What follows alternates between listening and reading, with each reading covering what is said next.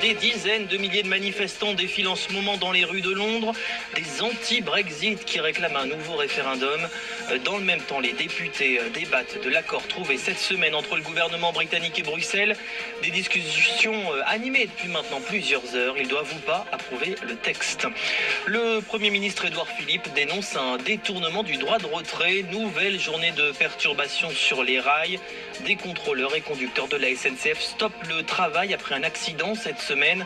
La quasi-totalité des trains Ouigo supprimés, de grosses perturbations sur le réseau TER. Après la mort d'un homme tout près d'un contrôle de police au début du mois dans le Val d'Oise, l'IGPN, la police des polices saisie. C'est une info France Info.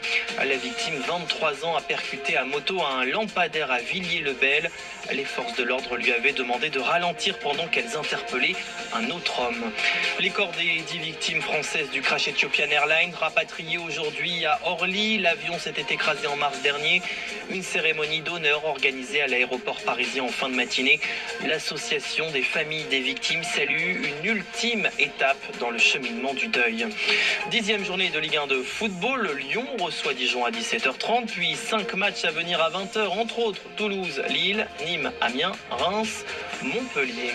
La Coupe du Monde de rugby, large victoire des All Blacks face à l'Irlande, 46-14. La Nouvelle-Zélande se qualifie pour les demi-finales. Elle affrontera l'Angleterre, qualifiée ce matin face à l'Australie. France Info. Et tout est plus clair.